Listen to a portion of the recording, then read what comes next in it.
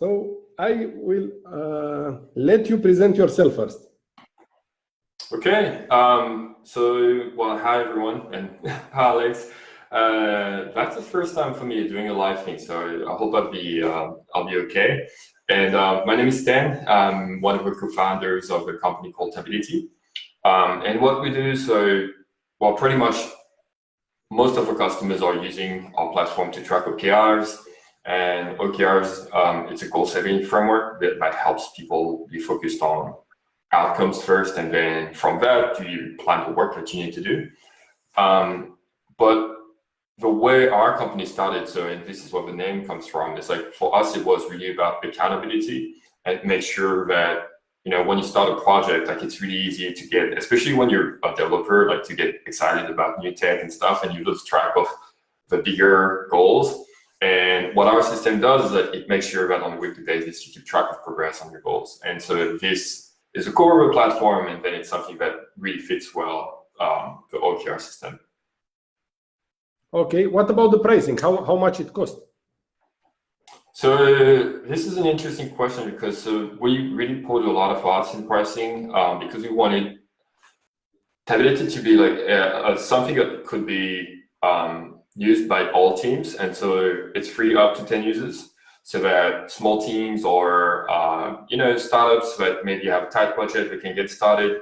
And we're not going to penalize you for this, because the reality for us is like we know that bigger companies have that need, and both companies can pay.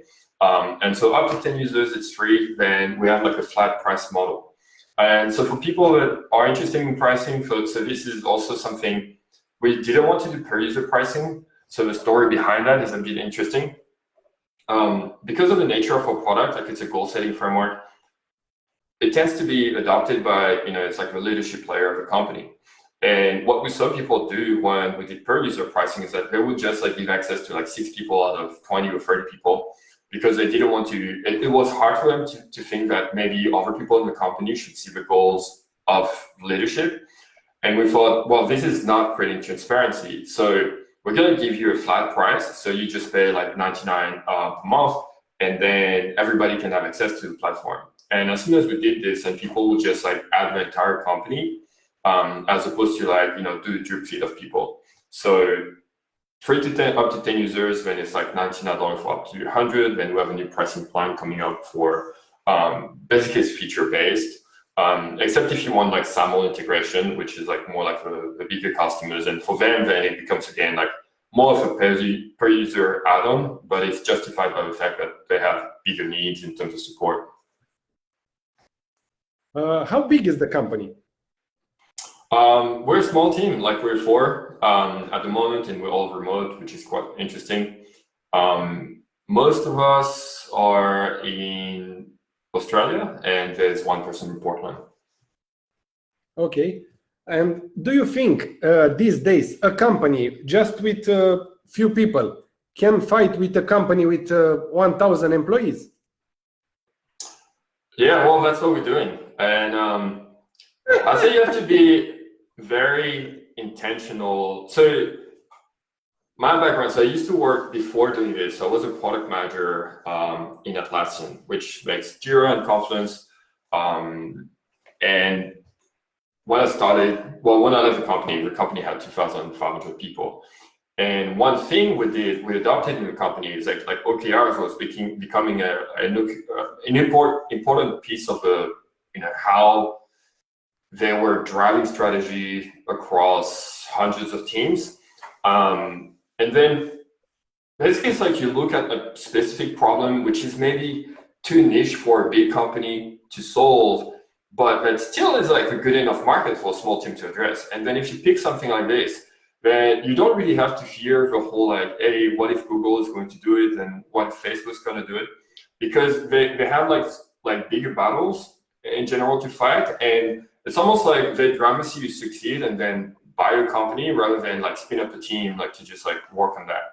And I'm not saying that this is a story we're going for, but it's more that there's a lot of room, there's a lot more room to start something than people would think. And then you gotta be super intentional about what you're building and what you want to do. So in our case, for instance, it's like don't try to build everything. Like there's a lot of things that you can buy as a team. Like a typical example is like, so our platform is on Heroku, and what it means is like we pay Heroku like a couple $100, but we get an entire team that looks after an infrastructure. It's just that it's not part of the company, but it's still a team that does that. So I totally think it's doable now more than ever. There's even like you don't even need to code anymore to start a business. Like you can use Webflow, Airtable, like a bunch of no-code tools, and put a business together. Yeah, so I think that a lot of teams should get started. Like there's a lot to do. Okay. Do you have an affiliate program? Because we have some affiliates in our community, and they ask, "Hey, present projects that we can support." Absolutely. So this is something that is a bit new for us, and so we just started that affiliate program. But so maybe a simple way for me to explain how we want to grow is like by making other people successful. And that's what I meant about like trying to be a small team. It's like we could choose to just like add a lot of salespeople to the team and get those people to go, and try to find customers, or we could find people that have an interest in what we're doing and saying like, hey, you know what? Like if you find us customers, and we're ready to share, the pie with you. And so, yeah, we have an affiliate program in place. We also work with like coaches and consultants because it can help us with our customers. So that's definitely something we do. I see. Okay. What is your perspective about your competition? Okay. So there's historically, I think there's like four types of companies that have been in the four groups of companies that are solving the problem solving. So number one, you have spreadsheets. Right, and we find like most people, when they come to our product, they're using spreadsheets, and spreadsheets are great because they're flexible. You can do a lot of things with it, but a spreadsheet does not know that it needs to be updated. It does not have workflows on top of it, and so they get frustrated, and especially as they grow, like they feel the limitation of it. So we find mostly with spreadsheets, like it's like Google Sheet is our competitor, I would say. Then you have a HR solution that came from the angle of like, hey, we build tools to help you manage the performance of your employees. And now we heard about this OKR thing, and so we're going to do goal tracking as well as part of employee performance. And we don't think like I don't think it works pretty well, because an HR tool like it's definitely something that a company after a certain stage you need that. But the angle is really about you as a person and trying to manage the performance of people. Whereas like what we do, it's more about like the goals of a business and the goals of a team, and that's a bit different. So we're building a product that is here to be used by teams every day. And so I don't know if you use like some of these HR tools, but they're not really built for that. Like they're built more for like this like monthly retros. Then you have project management tools like Jira, Asana and stuff, which have the tasks, and then they say like, hey, we want to have the goals as well. But same thing, it's like a tool that is built like predominantly to move something from in progress to done as quickly as possible. Whereas in our case, it's more about like looking at the same goal week after week after week for 3 months. And finally, you have like OKR specific solutions. And this is where we're seeing a lot more system emerging there. And I'd say that, if I need to compare us versus like most of the market, a lot of people are trying to be like Jira. So centralized, lots of options. It's built for leadership. It's really about like controlling what people do. We're trying to be much more like Trello, which is like self-serve, easy to use, simple UI, but still like does the job and easy for anyone to adopt. Can you share the screen to present the product? Yeah, sure. All right, so let me find that screen sharing.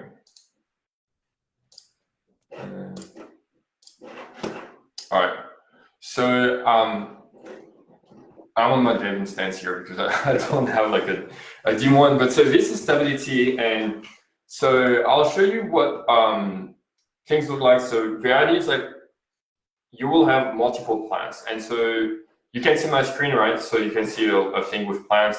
And so as a company, you might have your company OKRs at the top. So here I have like a sample company, let's call them Mascabooth. And you can have then sub-plans for your marketing team, your engineering team. And the first thing that you need to do when you get to Tability is to create a plan. So I'll show that creation experience because that's something that we thought about. We realized that it's really hard. Like, it's one thing to track goals, but it's like creating plans and creating good plans is something that is a little bit hard for people to do. And so here I'm gonna just call like demo OKRs, and I come from my background is like I used to be a developer. I'm not building this, but then I worked as a product manager in DevTools. And one thing that is interesting is that like software teams, they have like amazing practices to release projects. We understood that if you want projects to be successful, you need to break it down into smaller bits that you ship early and often. You need to check your code quite often. You need to have code reviews, etc. But when it comes to goals and strategy, like we still like do things in an archaic way. And so what we wanted to do with Tability is to bring some of the benefits of software development practices into a product. So one thing you're going to see as I start typing my plan here, so I'm going to say like one objective like show great demo of Tability. And as I start typing my plan, like what you see appearing on the side is something which is kind of like, if you think about a developer with IDE, you type your code, and if you make mistakes, your IDE can tell you, some of the things how to improve. And that's the same principle. It's like we have like a interface that is going to guide you to say like, okay, so this is a good start, but why don't you add like 2 or 4 like measurable outcomes? Like, how do you know that this is achieved? And so now I'm going to say, in order to do that, I need to have 5 smiles from Alex. So I'm going to tap for this. You can see that now my score is improving. And let's say like 10 people sign up after the call. And now I'm starting to have a good plan. Once I'm happy with that, and this is also an experience that is meant to be collaborative, so you can come and review things with your team, you can add reviewers. And so the same thing, if there's any coder that is listening to this, it's the equivalent of basically that code review for ecosystem. Now I'm going to publish this, and now the same information is presented in a way which is built for tracking.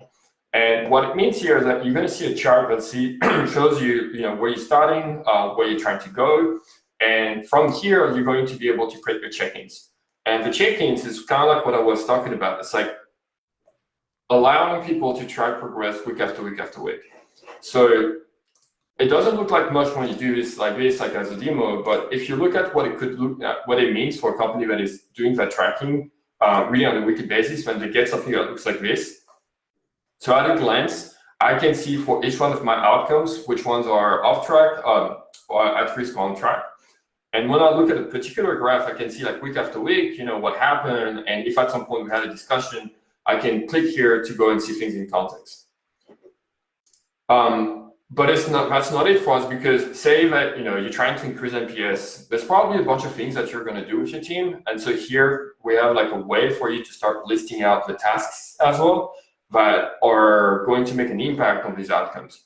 And to plan those tasks, we have actually a work view which is designed.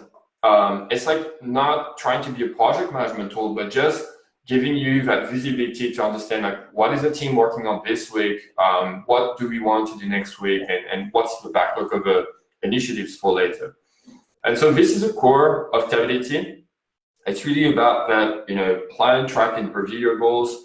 And as I said, we try to keep things like as easy to do as possible and not for too much, because that's my experience. Like I come from these things. I've seen teams using Jira. I've seen teams using Trello, and we know that that Jira is great, but it's like when you become like much larger company, whereas like for a lot of companies out there, they need something simple that can help them stay focused in their line. I see. Okay. What about support? People who have questions regarding they have a package on Tability and they need support. Yeah, so that comes, well, we have kind of like the same support offer, except for the saddle thing, but it's not really formalized. So basically, you can reach out to the team like any point of time, and we have open channels. We answer to you like within 24 hours and take care of everything with the team. I see. You can close the share screen. Yeah, I'm trying to find that button where it is. Oh yeah, over here. Yeah. Yeah, thank you very much. It's not very hard to understand how to use it. Yeah. No, that's one thing that simplicity is like, it's a feature for us. It needs to be part of the product, and it's actually really hard to keep a product simple. We rebuilt this because we had a V1 that was starting to get complex, and then we decided that the best thing to do was to start over and rethink about the entire experience. So yeah, it's easy to approach, it's easy to onboard, and yeah, so far so good. The best integrations? Yeah, so we integrate today, so we have an integration with Slack so that you can be notified in your Slack channel when it's time to do your updates. We integrate as well with Jira, so the idea is like, people, they already have those tasks in a project management tool, and so what we want is to help people like see like this epic is going to contribute to this goal and that goal, and then from Tability you can look at a goal and see like what are the things that the team is doing, working on. And we intend to build more integrations like this, so it's going to be integration of more project management tools, more communication tools, and more data sources. So that's one thing that we want to do in the second half of the year. Okay. Thank you very much. Thank you very much. And thank you very much for your time. No and for the presentation. Okay. No problem, Alex. Yeah. Thanks for having me. That was really good. I wish you a fantastic day. Yeah, no problem. See ya.